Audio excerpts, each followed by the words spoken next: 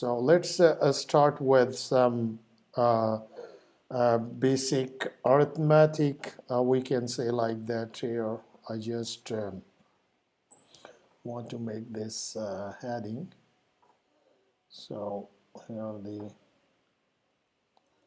arithmetic operations. So here we go, and here we can say like that.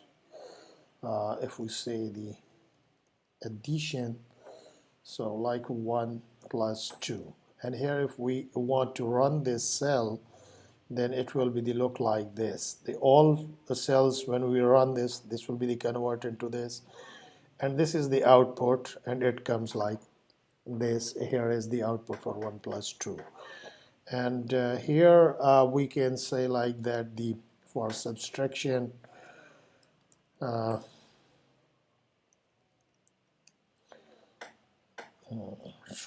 is 5, and we can say run this or this or this.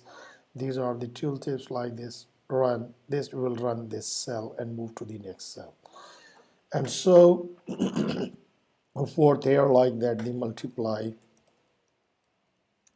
multiplication like 3 multiplied by 2, and if we see it's 6.